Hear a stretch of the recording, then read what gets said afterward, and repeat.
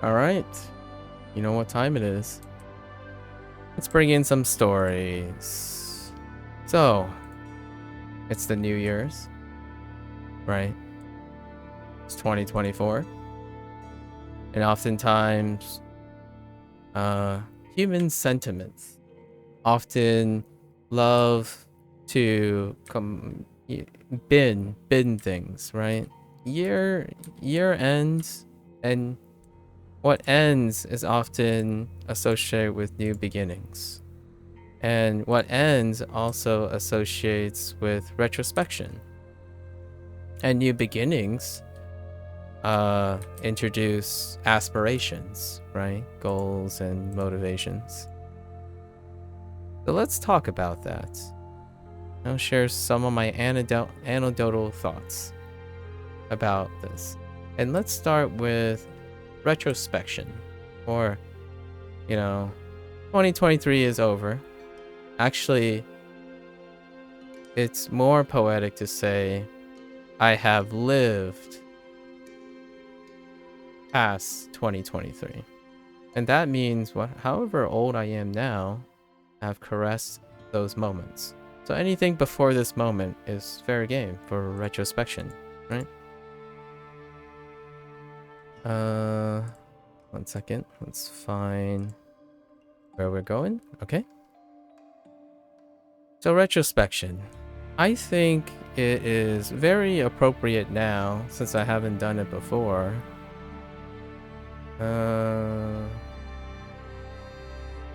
Do some retrospection on summarizing what these videos are gonna be like, right? Just as a historical reminder, the stuff that I think about when I think about retrospection is often context and associated with the thing I'm doing. So right now, we're making content for myself, really. Like, we'll talk about a little bit about what my goals and what these things really mean for myself. And what inspired this? I generally start with a preface on what inspired this thought. Well, when you head into the YouTubes, right, you'll probably encounter a turnover of people. It might not be this year, it might not be last year, it might be next year, but in this case, this year just so happens, by coincidence, another content creator, prominent content creator, I'm not familiar with, I have not developed a parasocial relationship with this particular creator. However, it's trending, right? So, when a creator steps down that is incredibly, arguably influential, like, dude, take a break or do other things, right? It makes it ends up on your YouTube algorithm very, very easily. So in this video, without citing any specifics or anything like that, this person reflected and said that somewhere along the lines, they went through the full gambit of the learning process, went through the history of the 10-year tenure as a creator. So as you can see, as you probably could imagine, they talk about, oh yeah, there was one time when I started making all those videos, I was short-sighted, they weren't as great as, and then something caught on, they never imagined it'd be this big, and you got your classical going through the learning process, having self-motivation, sustainability, turning into a craft, going through a period of self-discovery, and then closure. So this person have reached a phase of closure and wants to close a chapter and begin a new chapter. That's what New Year's do, right?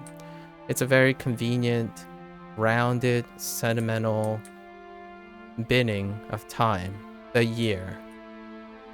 So this person had a really wonderful discussion, a trip down memory lane, and went out in style.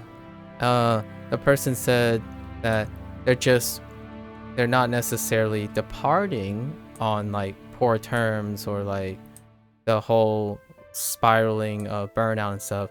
They went through that stage and continue to balance it. Their farewell, like step back, is to reappropriate and do other things along with maintaining, so going into a maintenance mode with the channel and their podcasts and all that stuff. And that's the inspiration for what I'm about to talk about these days, right? Or today, really. So I am also doing that reflection, but typically I actually do that reflection after I've been even shorter periods, like month periods. Some things are yearly periods, anything that's appropriate to the project itself. So let's talk about, I guess I'm going to share some of my thoughts and perspectives on what I'm doing now in the past, like having a reflection of what have I done in terms of the recorded history. So yeah, let's take a little bit of trip down memory lane here.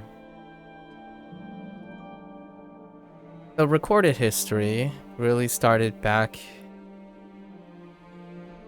So when it comes to like the public knowledge, public dissemination of information that I have done online, it actually goes back more than 5 years. In fact, that number, I've kept track of that number ever since. So it's been 1,903 days since I first streamed on Twitch. That's a little over 5 years. I spent the first 3 years experimenting. So in terms of accessibility, technology, all your mechanical foundations for streaming, right? So that was a great learning experience. 3 years, I felt nice. I have the foundations that I can move on. 80th percentile foundations for keeping up, routinely establishing a habit that keeps me on top of all the technology and like news, current events and stuff that is relatable to streaming live. Then in the 4th year of Twitch, right, I start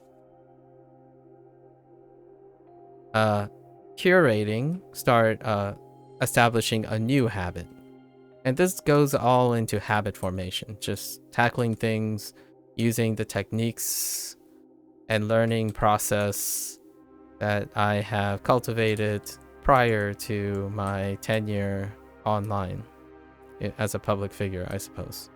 Or hopefully a public figure that has some sort of respectable agreeability. So into the 4th year, I started collecting stuff. So then that's when the long storage format was born. The long format was born. And instead of fighting with specific tools and requiring storage and stuff, I had to find, different ways to manage the cost of operation. And sure enough, during that time, I utilized all the tools that I can and workarounds that I can. And I started curating and storing the unedited long stream formats. And I did that for 1 year because I believe 1 year is an excellent time to form a foundation while I continue to practice and hone what is it that will be appropriate for the long format, right? What is a tool or something that is very difficult to achieve in short format? I could certainly embrace short format stuff, right? But I didn't do that because when you're doing things live, things are usually unedited. They're raw, right? What they introduce a specific type of skill that comes with practice, comes with consistency, as opposed to something that is immaculate and edited. I do like the idea of all that stuff, but it does prevent a lot of functional skills that I do not have. Like the desire to be edited, the desire to highlight things in its most ideal state. I'm not a very idealist person when it comes to the portrayal of the self. So generally speaking, I love imperfections, things that make people human. This speaks volumes even more nowadays when it comes to the algorithm and the generative AI generation, right? I like the imperfections. I'm no longer youthful. The older I get, the more I technically psychologically embrace imperfections. Makes us human. So I collected permanently 1 year's worth of stuff, right? And then fast forward another year to the year.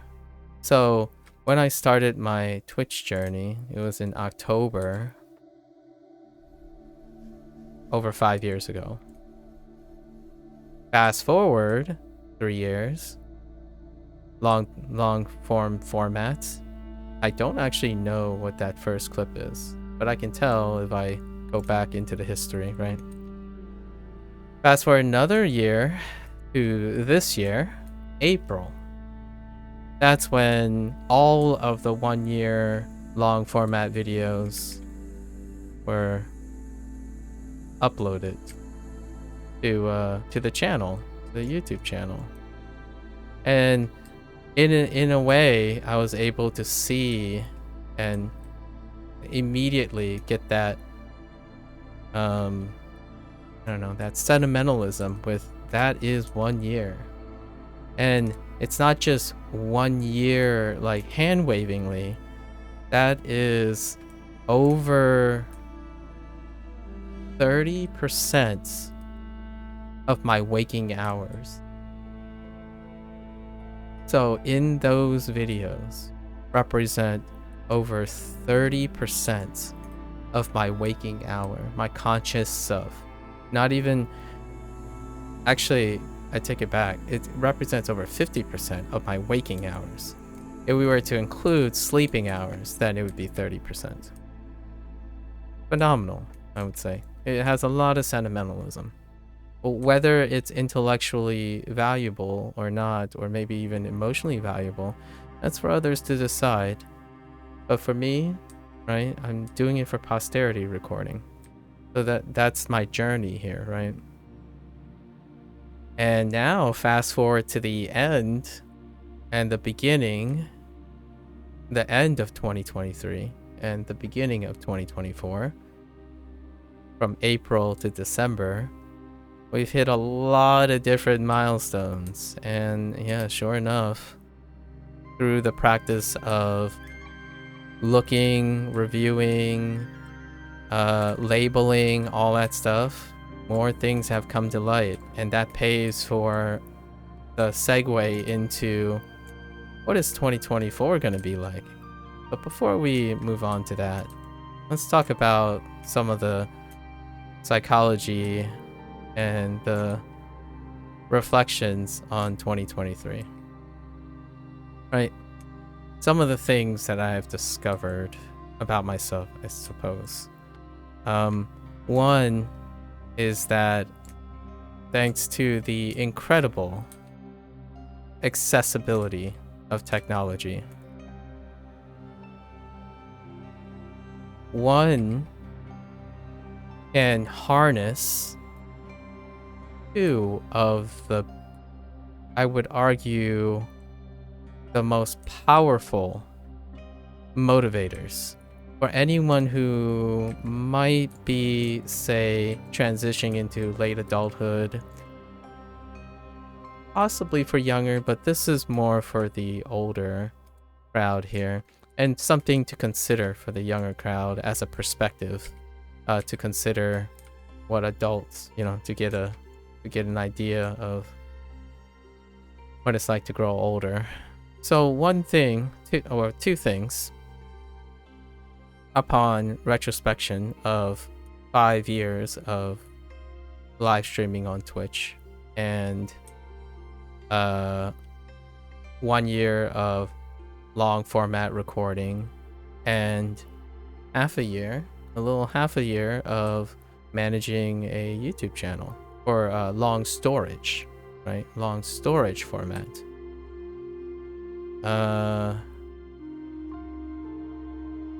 One second. What the heck? Oh. Sorry, I lost track of where I was supposed to go. So the first one of the psychological motivators, and this deals with habit formation and sustainability. My mantra, right? Habit forming and sustainability. Sustainability and consistency and all that leads to habit formation. And habit formation is the building block of human lifestyles, right? People's lifestyles are built upon this foundation. So, two things. The dawn of this type of technology, online and whatnot, allows a very high accessibility for individuals, especially older individuals, to utilize and exploit two very important aspects that may allow habit formation and sustainability to be incredibly rewarding. One is extending emotional connection, be it validation or self introspection, right? We'll talk about that. I will talk about these in a little bit in more detail. And then the second would be memory. Often mitigation of the bringing value to physical memory that otherwise may be tenuous and dynamic and potentially a source of fear, which I have shared quite a lot when I talk about these things. So let's go with the first one. Extension of emotional extension, right? And validation. So never before has being able to carve your pocket of empathy and relatability through literal active sharing of experience. Never before has it been more accessible than now. So even my folks had the opportunity, for example, to see the video, like my father, who isn't really all that technologically inclined until recently. Like now they use like YouTube and have iPads and whatnot, and it's only recently, right? But what brings a joy to my heart to highlight this point of extended emotional empathy, or like the potential for empathy, establishing emotional extensions, is the idea that even my father and mother who barely understood the concept of the internet and what YouTube really actually is and Twitch and whatnot, I saw my father sitting having his meal and watching a video that was shared by my aunt with, so my father's sister, my aunt, and my cousin interacting with their dog. Just everyday thing, just a moment in the life of someone you know and love sharing their experiences. Never has that been more accessible. So when it comes to establishing or utilizing and exploiting this, it can bring value and enable someone to do even the simplest, most mundane things to create meaning out of them by emotional extension. Obviously, the most important is yourself. However, it can be both, right? It's incredibly accessible for both. So there's someone somewhere in the internal vastness of the internet that may or even may not relate or care in a different manner. The idea is it's always accessible there. And with dedication or I would say with the practice of proper self-expression appropriate for these types of platforms, you can truly flex, practice that skill and really extend the sentimental feeling and reward of your experiences. If you like underwater basket weaving, with proper expression of underwater basket weaving through the iteration of practicing recording and doing all of that to capture those memories, right? It's the new form. It's a new long storage form. It's no longer a photograph. You can take photograph stills of your videos. You can write things literally in your videos or say things in your videos and get them transcribed. That is far more accessible and automated than one can ever appreciate. Like nowadays on YouTube, there are transcriptions. Generative AI is going to be integrated in ways that make capturing moments like these incredible. If it's not just your loved ones, it's that stranger that will become your next best friend. That's kind of incredible. So that's a reflection of these past 5 years, right? So one can find motivation or develop motivation, find reassurance, and while this sounds very positive, one can also find deterrence, fear-mongering.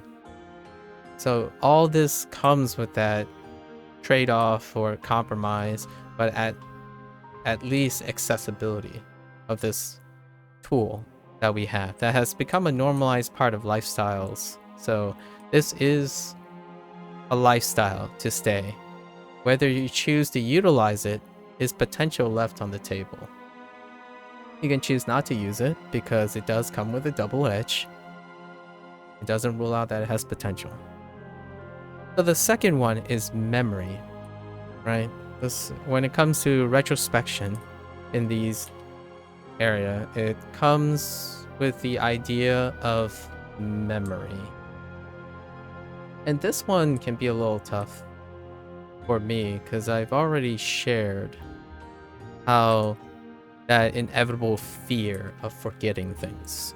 Or talked about this last week on week 8 about how even the way we understand biology and how our memories work, memory is dynamic, it's tenuous, it's tenuous, it's ever molding and malleable, even on a biological scale. Right? So in this way, as much as I am one that like to grip on and rely on my own self-sufficiency to remember everything for what it was and capture all the emotions, it kind of just seems like at the moment, both biology and any form of psychology and belief and just observation would support the idea that memories are dynamic, they're tenuous, but ever growing and ever changing to be appropriate. That's kind of what makes humans so robust, so hardy, right? Otherwise, it'd be kind of tough to argue why our species as a whole was able to circumnavigate the many challenges that, challenged the species overall. So we are ever dynamic, and that includes our memories. Well, through the use of Twitch, YouTube, recording, even for personal things, like if you were recording just to air a live thing temporarily and storing it in private, any form of recording, and this bleeds into my digression typically about individuals who continue to grow older, maybe even struggle with the idea of finding meaning or actualizing the things they do or accomplish. This is a gateway. I was gonna say a gateway drug, but figuratively. It's a gateway to a habit that can form the core of one's legacy. And legacy is memory. It also allows one to emotionally offload the constant, if you are similar to me, the constant fear in forgetting something, in forgetting the skills you have cultivated, forgetting specific memories, and because ultimately memories are reinforced by use and association, and also potentially finite. So it's the ever battle of becoming, for those who don't specialize, acquire a lot of different types of memory and encounter interference, they may never reach the theoretical finite capacity of their memory in order to encounter things like having to retrain and forget certain things in order to make room for other things, right? That type of existential conversation with yourself. For myself, it's a constant fear. I do actually feel that at some point these things do happen. You have to consolidate your memories, associate your memories in a way that it collectively becomes a new memory that's associated in a different way in order to make new memories. So you consolidate old memories with your new memories, and effectively that becomes the new memory. So details become murky, right? The details become, older details become murkier, but new details become salient. So how I remember Spelljammer 9, like the 9th week of Spelljammer, is how it relates to Spelljammer week 8. So the way I'm talking about the story is recalling what I mentioned last week, right? And those memories will become associated. However, through the act of recording on Twitch, YouTube, and whatnot, those are physical storages. So while I'm not the person that goes around taking pictures, Instagrams, recording that stuff, maybe I'll do some of that in the future, but that is kind of, this here is a culmination of the evolution of static storage, right? Before, you had a photo and you have a story attached to that photo. Now you have the accessibility of recording yourself in motion. Now each motion, each video is composed of many photos, of which every photo is composed of every story. So now the video embodies all of these things. And what is wonderful about addressing the fear of forgetting. Like if you're myself who I'm growing older, that looming fear of how the legacy has stretched so far back that you may have forgotten some of those things.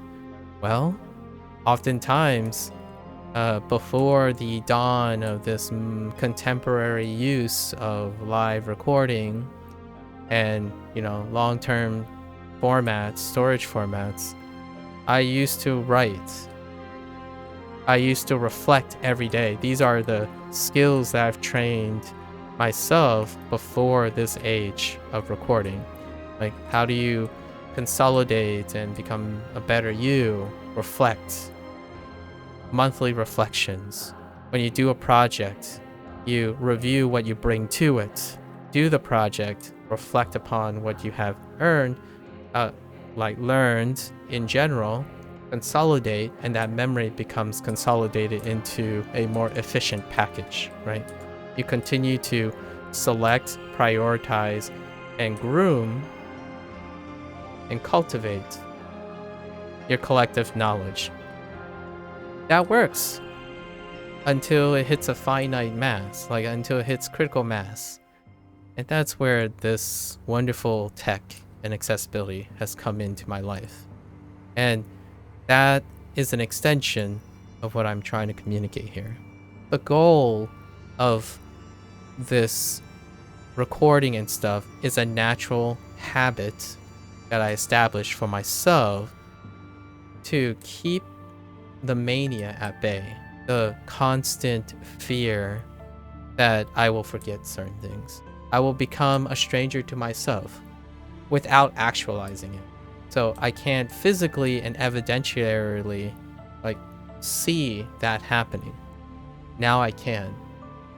And it might sound like it's a really bitter sweet thing, but here's the wonderful take, at least in my opinion. The wonderful take that I ask myself: if you're someone who fears collective knowledge, spending so much time collecting and cultivating a collection of skills, yet to possibly lose them, or collecting tons of experience, different types of experience, not mastery experience, collecting a lot of different types of experience and forgetting some of them, because you're going to ultimately, in my opinion, have to make room for new experiences. Well, when you record them, you will have evidence. And if you're someone like me, come to accept that those evidence is your legacy, it's your posterity. Just because I can't do them now, and this is an existential thing that I brought up the other day. Hats off to John Green for inspiring this. The idea, actually, I think it might have been Hank. No, it might have been, it was Hank, his brother, Hank, about having the existential crisis or an existential revelation after his bout with cancer, his successful battle against lymphoma. And that's the idea that memory is tenuous, it's dynamic. The best you, the best combination, efficient, and appropriateness of your skills and memories are the current you. How do you preserve the past you? Record. Write something. Write a song. Take an image. All those forms of expressions that we have now have culminated into doing all of that live. To yourself, to anyone who cares, to your loved one. But mainly to yourself, at least minimally. I just happen to choose to cultivate my abilities in communication to take advantage of both. So take it back to the two things. I want to extend my emotional, I want to create emotional social links while keeping at bay that fear of forgetting what I've done. So this, in the post 2023 MAKU. I tell my past self that this is how I create posterity, legacy, while utilizing and immortalizing all the emotions and sentiments of my past self that I may or may not know in the future. So one of these days, as a personal goal of mine, is not necessarily to reap the rewards or to do the next big thing or bigger and better, right? It's about different and interesting and volume, because life is volume. So one of these days, maybe in 2025, I will look back on this video and tell my post 2023 self, yeah, hello there, stranger. You have done all these things. Unfortunately, I only kept all the things that were at the time more important to myself and more appropriate for myself. So the today of 2024 may find it just the same as looking back on 2023 and all the 5 years in the past. I look at that person, and from time to time, I do see a stranger. The stranger that oddly looks like me. And it was very comforting. It was the moment of acceptance that I can't be that person anymore, but I can see what that person did. And that only enhances my appreciation for who I am now. Right? Who I am now is the product of everything that I see that has happened. So whether I remember it or not concretely, it exists. Writing, recording, expressions, movie making, art, those things are your legacy. Solving people's problems, having children, all those are imprints of your legacy. They are extensions of your legacy. So why not all of the above? Why not record a message to yourself? Let's not forget the times of time capsules, yearbooks. There are many forms, and it's all cultivated into being so accessible now to do all of that. And that's what I'm doing here. That is a reflection of all the 5 years in the past, all wrapped up into this. And, you know, a nice little nod to what's going on now in 2023, which really was the year of the YouTube channel, right? And what it means to me, and what I like to keep it remaining, which is a record of legacy building and an attempt to establish greater emotional social links. It's not necessary. It's not necessary, but it could be preventive, right? So in the future, I don't look back and say, have I forgotten something? Have I developed meaning in those times? Did I have any emotional connections? Well, doing these things immortalizes those moments. And who knows? It keeps the past alive, right? If you have the courage, in my opinion, and the comfort and security that I suppose I have cultivated but prior to these 5-year periods, then for me, I'm absolutely comfortable that to immortalize it to the public, these particular moments, because that keeps the past alive without me living in the past. That is very different for a lot of individuals who may be struggling with developing new experiences, moving on, creating new memories, new types of skills, because it is within our biological limit and acceptance needed to understand that holding on dearly to what we were or what we currently are, but trying to be what we were, is it's a roadblock. It interferes with what we can be and what we might become. But when you hold on and preserve what is dear to you, you also close the doors on all future opportunities. And close yourself off to adapting to changing times. What this offers here is that you can preserve those times effortlessly, per se, once you establish the fundamentals, right, of recording and all that. Use those tools, and you can have both, a slice of both. Not only do you not have to necessarily worry about preservation, you have some form of record keeping in preserving that.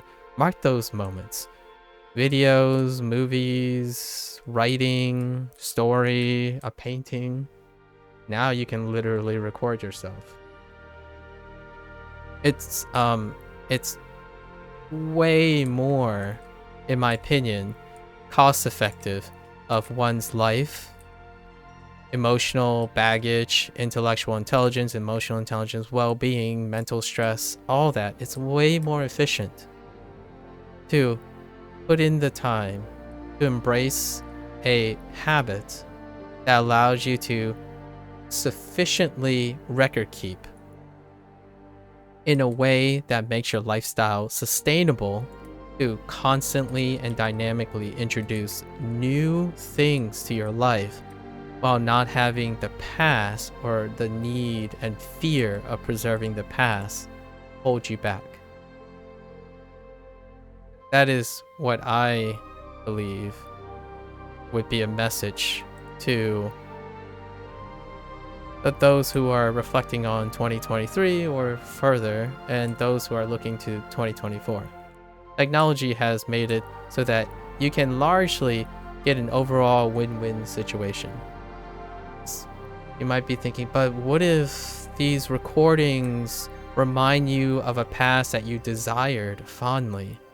Well, I like to make a slight argument that that fondness comes from your present self and all the experiences you had up to that point.